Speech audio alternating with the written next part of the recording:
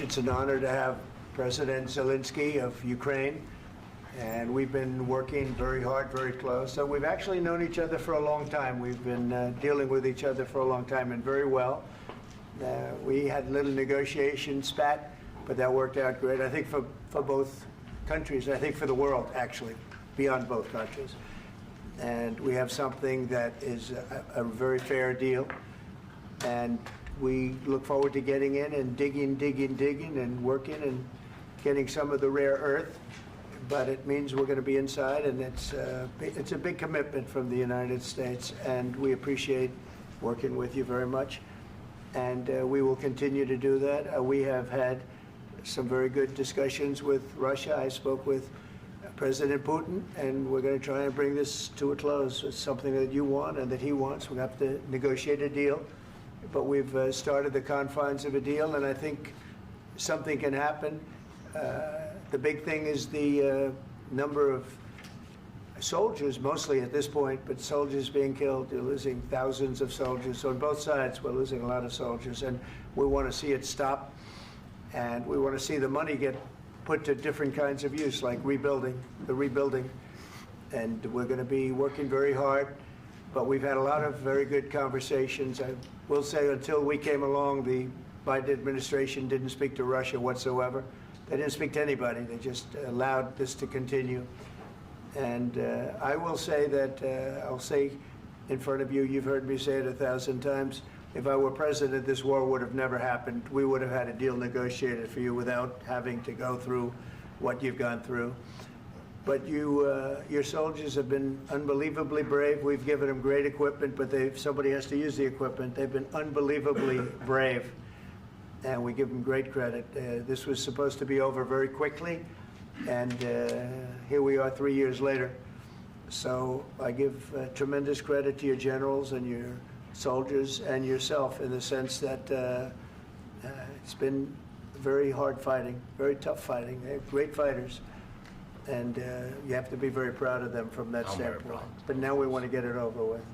It's enough, right? We want to get it over with. So it's an honor to have you here. Thank you very much for coming. We're going to sign the agreement at the conference in the East Room in a little while, right after lunch.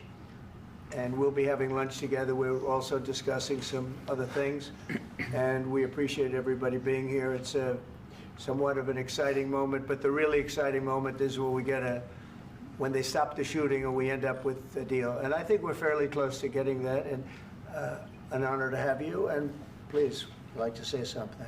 Yeah, thank you so much, Mr. President. Thank you for the invitation.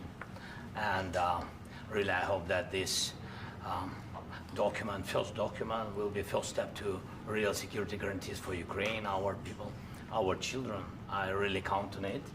And of course, we count that America will not stop support. Really, for us, it's very important to support and to continue it. I want to discuss it with details further during our conversation, and of course, the infrastructure or security guarantees. Because for today, I understand what Europe is ready to do. And of course, I want to discuss with you what the United States will be ready to do.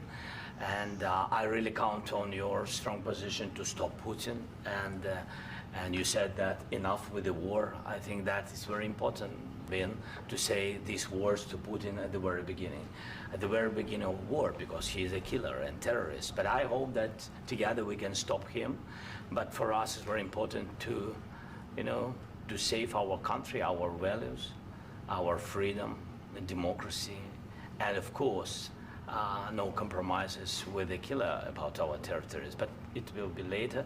And of course, what I wanted, we spoke about it by phone with you about the drones production. We have very good drones production. I think the best one in the world for today because of the war. Yes, and of course, we need very much the air defense. You have the best air defense in the world, and really you helped us under attacks of Russians. And I want to speak how we can exchange the licenses. We're open to share the licenses of all our drones with you, of course, with the United States. And we need licenses for quick production of air defense. Even after the war, we need our nation to be calm, that we are secure. So that's why we need this air shield. And of course, about this I want to speak about the contingents. I think that France and UK already spoke to you, and we know that Europe is ready, but without the United States, they will not be ready to be as strong as we need. And the last point, last not least, about exchange, about our people and children. And you know that these crazy Russians, that they stolen 20,000 of children, Ukrainian children. They changed their names, they changed their families, relatives, and now they're in Russia. We want to bring them back, and really, it's a big dream, task, and goal for me, and our warriors. By the way, Mr. President, we exchanged, released more than 4,000 warriors from Russian prison, but there are thousands more in the prison. I wanted to share with you some images. How it's. I've just can I now? Yeah, please. Some 1 minute. Just you to understand in what circumstances, in what situation they are, and what the attitude of Russia to our prisoners. That guys, just you before and after. And you see before and after, just you to understand. Now thousands of such guys, ladies and men, there, and so they don't eat, they beat them, and they, do a lot of bad things. So out of, even during the war, there are rules. Everybody knows there are rules during the war. So these guys, they don't have any rules. You see that 50, 60 kilograms left, and a lot of such things. And I didn't want to show you what the changes with images of children, because I will just share with you. And I mean, it's looking tragic. Yep, that's tough stuff. Yeah, I wanted very much to give you, and you see. Yeah. This is pastor, by the way. They stolen pastors because it's not Russian church. They stolen pastors and moved pastors to the prison. At the end of last year, we brought 3 pastors, and we could exchange them. And this is pastor, you see. Yeah, that's tough. Yeah. So I mean, this I wanted to show you, and this. So thank you very much. We want to get that ended, right? Yeah. Of course. We And want. I think we will. And We have to, of course. do you have any questions, please? Mr. President. Thank you, Mr. President. With how much money is the U.S. going to put into the fund that is being created today, and how does this provide long-term security for Ukraine? Well, we don't know exactly how much, because we're going to be putting some money in a fund that we're going to get from the raw earth that we're going to be taking and sharing in terms of revenue. So it's going to be a lot of money will be made from the sale and from the use of raw earth. And as you know, our country doesn't have much raw earth. We have a lot of oil and gas, but we don't have a lot of the raw earth. And what we do have is protected by the environmentalists, but that can be unprotected, but still it's not very much. They have among the best in the world in terms of raw earth. So we're going to be using that, using it for all of the things we do, including AI and including weapons and the military, and it's really going to very much satisfy our needs. So it's something that just worked out really well. We have a lot of oil, and we have a lot of gas, but we don't have raw earth. So this has just about every component of the raw earth that we need for computers, for all of the things we do. This puts us in great shape. And on long-term security for Ukraine, how does this provide it? I think they're going to have great luck. I think once we make the agreement, that's going to be 95% of it. They're not going to go back to fighting. I've spoken with President Putin, and I feel very strong. I've known him for a long time, and I feel very strongly that they're very serious about it.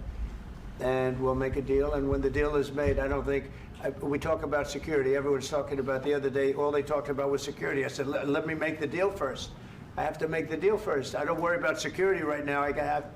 We have to have a deal, because right now, last week, 2,000 soldiers died on both sides. 2,000, and they're losing 1,000, 2,000, 3,000 a week. So as we sit here and we talk, people are getting shot and dying on the battlefield. And, they're not American soldiers, but they're Russian soldiers and they're Ukrainian soldiers, and we want to be able to stop it. And we want to be able also to spend money on other things. We don't want to, this is a tremendous amount of money. And what the Biden administration did was terrible. They were giving money, but he had no security on the money. Europe, as you know, gave much less money, but they had security. It was in the form of a loan. They get their money back, and we didn't. And now, at least we're protected because the American taxpayer has to be protected too. But this is an incredible agreement for Ukraine because we have a big investment in their country now, and what they have, very few people have. And we're able to really go forward with very, very high-tech things and many other things, including weaponry that we're going to use in many locations, but that we need for our country. Mr. President, This allows us to do that. will you continue I'm sorry. sending military aid? Yes, go ahead, please. If I can just, yes. In the document, there is one of the very important points. If we speak about business and investment, we never had LNG terminals in Ukraine. This document will open. I mean, the next document, but anyway, here we see in the framework, we see really goodwill for this. LNG terminals for us is very important, and I think for security of European continent. We have the biggest storage, gas storage. We have the biggest in Europe. Yes, and we can use it. Use it for LNG. Use it for LNG, and we will do it. And really, we can help Europe because Europe really helped. President Trump said that they made less support, but they are our friends and they are our very supportive partners. They really gave a lot, Mr. President. They did. They gave a lot, but they gave much less. No. Much less. No. No. No, not you. No. Okay. Okay.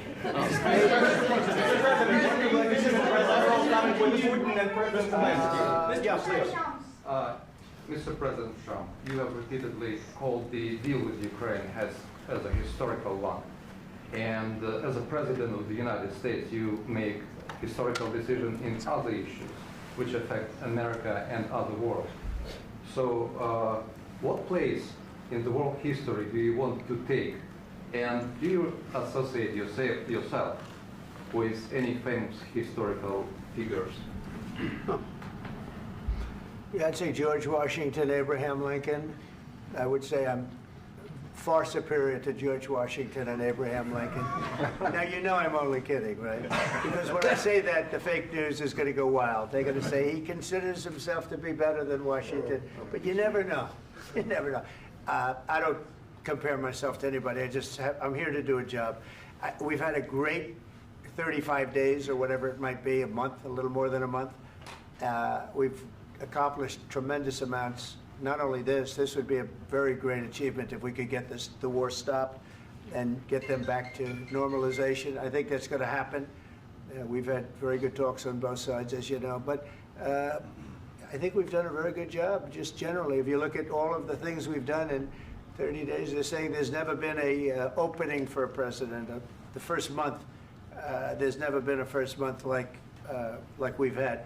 And this is one of the very important things. This, to me, is one of the most important things because we have tremendous death taking place as we speak, and I don't want to have that. You know, think of the parents, whether they're in Russia or Ukraine, think of the parents of all these people being killed needlessly. They came to our territory. Should have never started. This would have, if I were president, this would have never started. Mr. President, where has out your conviction? Mr. President, will you continue sending military aid to Ukraine after the U.S. signs this agreement with Ukraine? Yeah, we're going to be continuing. To President Zelensky, do you feel like the U.S. is on your side, that President Trump is on your side at this moment? Right. What do you think? He wants to know, do you think that, sort of a stupid question. I guess we wouldn't be here if I wasn't. I think that the United States on our side from the very beginning of occupation, and I think that President Trump on our side, and of course, I'm sure that the United States President will not stop support. This is crucial for us. It's important for us. Yes. And Putin, the president speaks about the people and the soldiers which are dying, but they came to our territory, they came to our land. They began this war, and they have to stop. And I think this is the question, with really the most important question. Can President Trump, I hope yes, with some other allies, to stop Putin, withdraw these enemies, our enemy, withdraw these troops from our land? And I think that you asked about the history, I think that if President, or when, he will stop Putin, if President Trump will bring peace to our country, I think he will be on this wall. I think. We've had very, very good talks. What about military aid to Ukraine? President Zelensky just said that there'd be no compromises with Vladimir Putin. I just wanted to ask both of you, firstly, are there compromises that you think that President Zelensky is going to have to make? And President Zelensky, is there anything that you think you may be able to offer or bring to the table, for example, elections? Thank you. I think you're going to have to always make compromises. You can't do any deals without compromises. So certainly he's going to have to make some compromises, but hopefully they won't be as big as some people think you're going to have to make. That's all. That's all we can do. I'm here as an arbitrator, as a mediator to a certain extent between two parties that have been very hostile, to put it mildly. They've been very hostile. There's been a vicious war. There's been a vicious war. You know, it's a very level battlefield, and those bullets go out, and as I've said many times, we were talking about it with Pete, many times the only thing stopping those bullets is a human body. And in the case we're talking about, generally young human bodies are stopping a lot of bullets. It's dead level. That's why it's great farmland. It's great land. It's great farmland, but there's very little protection against the bullets that are being, and other things that are being shot. So all I can do is see if I can get everybody at the table and get an agreement. And I think we're going to end up with an agreement. Otherwise, I wouldn't probably be even here today. Mr. President, I've got two questions for you. You think ultimately your legacy will be the peacemaker and not the president that led this country into another war and ended foreign wars? And I've got a question. I hope it will. I mean, I hope I'm going to be remembered as a peacemaker. This would be a great thing if we could do this. I'm doing this to save lives more than anything else. Second is to save a lot of money, but I consider that to be far less important. So I hope I'm going to, thank you, Brian, for that question. It was a nice question. I hope I'll be known and recognized as a peacemaker. This would be a great thing to solve. This is a very dangerous situation. You know, this could lead to a third world war. This was headed in the wrong direction. If this election were lost, if we didn't win this election, and by the way, we won it by a lot. That was a mandate. We won every swing state. We won the popular vote by millions and millions of votes. We won everything. The districts, you look at the areas of red, take a look at a map. This was a big mandate, and this was one of the things. I said, we're going to get this thing settled. If we didn't win, I think this could have very well ended up in a third world war, and that would not have been a good situation. What was your second question? And my second question for President Zelensky, why don't you wear a suit? You're at the highest, why don't you wear a suit? You're at the highest level in this country's office, and you refuse to wear a suit. Just want to see if do you own a suit? Yeah, problems. A lot of Americans have problems with you not respecting the dignity of this office. I will wear a costume after this war will finish. Okay. Yes, maybe one. Maybe something like this. Something like yours. Yes. That'd be great. Maybe something better. I don't know. We will see. Maybe something cheaper than. Yeah. Thank you. Thank you. President Trump. Thank you, President Trump. You said yesterday that you have. Are you going to send more arms to Ukraine in case there's no peace? Yeah, we're going to have arms to Ukraine, yeah, sure. Hopefully I won't have to send very much, because hopefully we're going to have it finished. We're looking forward to finishing this quickly. We're not looking forward to sending a lot of arms. We're looking forward to getting the war finished so we can do other things. But we very much appreciate the agreement, because we needed what they had, and we're treating, you know, our country is now treated fairly. Biden didn't do that. He didn't know what the hell he was doing. This should have never happened. This should have never started. But you know, sure, the answer is yes, but hopefully we won't have to send much because I'm looking forward to getting it done quickly, very quickly. Does that mean you'll provide security guarantees, Mr. President? I don't want to talk about security yet because I want to get the deal done. You know, you fall into the same trap like everybody else. A million times you say it over and over. I want to get the deal done. Security is so easy. That's about 2% of the problem. I'm not worried about security. I'm worried about getting the deal done. The security is the easy part. Security is very nice. Everybody stopped shooting. And now will Europe put people there? I know France is going to. I know the UK is going to. I know other countries are going to, and they happen to be right next door. We haven't committed, but we could conceivably. You know, we have security in a different form. We'll have workers there digging, taking the raw earth so that we can create a lot of great product in this country. So in that sense, you have something, but we haven't determined that yet. I will say, in speaking to France and in speaking to, and they were here, as you know, last week and just the other day, they have committed to a lot of security. I don't think you're going to need much security. I think once this deal gets done, it's over. Russia's not going to want to go back, and nobody's going to want to go back. When this deal ends, I really believe this deal is going to be over. Question? Yeah, please go ahead. Go ahead. Thank you, Mr. President, thank you. You had Mr. Macron and Keir Starmer at the White House this past week, both of whom praised your courage and conviction to lead the pathway towards peace. Yes. Part of that involved, though, re-engaging Russia in diplomatic relations, something that previous leaders lacked the conviction to do so. What gave you the moral courage and conviction to step forward and lead that? Well, I love this guy. Who are you with? One American News, sir. Well, that's why I like him. One American News does a great job. I like the question. I think it's a very good question. It's a pathway to peace. It's a pathway to getting something solved. And I feel that as the head of this country, I have an obligation to do that. Plus, you know, we're very much involved. We got involved. It's too bad we got involved because there should have been no involvement because there should have been no war. And there shouldn't have been October 7th. That would have never happened. As you know, Iran was broke. They had no money to give to Hezbollah. They had no money to give to Hamas. They were stone cold broke. And then under Biden, they became rich as hell. They went from no money to $300 billion in a period of 4 years. And they gave a lot of that money away, and you see what happened. And that's a real mess also that we hope to be able to solve. But no, I appreciate your question very much. I feel I have an obligation to try and do something to stop the death. If I can answer, yes, if I can answer, Please, sorry, please. And I do like your clothing, by the way. Yeah, really? Even though I think he's a great guy, by the way. But I don't know if you two like each other. But you know what? I think he's dressed. I like this guy. I think he's dressed beautifully. So I have more serious things than answer on such Yeah, question. sure, I will answer on more That's serious a good question if statement. I can.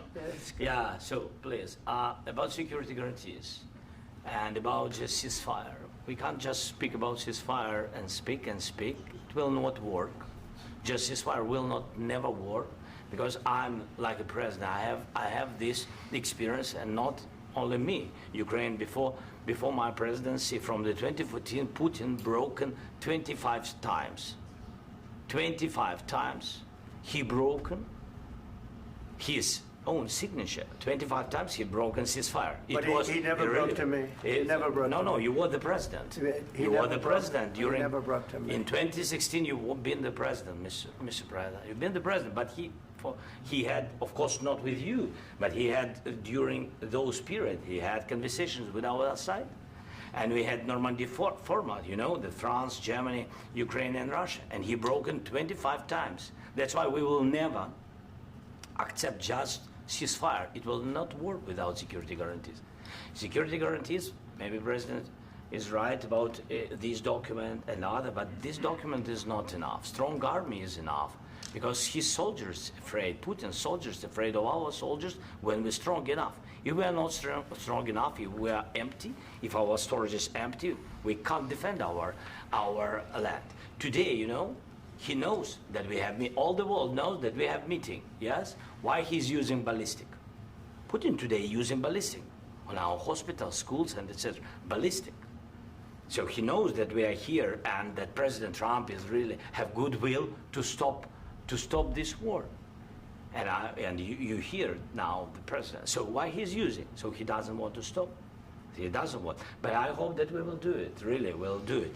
Security. When we speak about security guarantees, when the Europeans are ready for contingents, they need USA backstop. If there will not be United States, we will not never have any contingents, strong contingents from the Europeans, because they don't want to divide alliance, connection between the United States and the main and strongest ally and Europeans. And this is crucial, this is important. That's what we want to speak about very much. This is very important. And air defense. So air defense, really, we have big deficit with all these systems, and we need to provide this. We need it very much. Otherwise, Putin will never stop, and will go further and further. He doesn't want. He hates us. You know, it's not about me. He hates Ukrainians. He thinks that we are not a nation. He thinks, and he shared these thoughts. I think maybe with your team also. I don't know, but with all the Europeans, in media, officially and not, he always said that there is no such country, such nation, such language, and such life like Ukrainian. No, he really doesn't respect all the Ukrainians, and he wants to destroy us. And you are right, Mr. President. That's 2%. This document, maybe other documents, it's a very good start, very good, but it will not enough to stop this person. Should Russia pay to rebuild Ukraine? Mr. President, under these Should Russia pay to I asked rebuild Ukraine? They have to Zelensky pay. this question. You This didn't is the like rule. because This is the rule of because the war. I'm This is sorry. the rule of the war. During all the centuries, all the history, this is the rule of the war. Who began, those pay. Do you agree, This is the President rule. Putin began this war. He has to pay all money for innovation. He has to pay. Of course, some Russian assets, what we have in Europe, about 300 billion, we can use them. We can use for innovation and buy military support from the United States also. We can do it, but it's not enough. It's not enough. Under these circumstances, do you envision a trilateral summit with Because I want Putin to and know- President Zelensky? Wait 1 second. I asked this question that you didn't like because I wanted to know if you want to position yourself in the middle between Russia and Yes. Ukraine or I do. on the Ukraine side. No, I'm in the middle. I want to solve this thing. I'm for both. I want to get it solved. And it's wonderful to speak badly about somebody else, but I want to get it solved. If we can solve it, great. If we can't solve it, they're going to have to fight it out, and who knows what's going to happen. But I want to see it get solved. May I follow up? One more question about U.S. troops in Europe.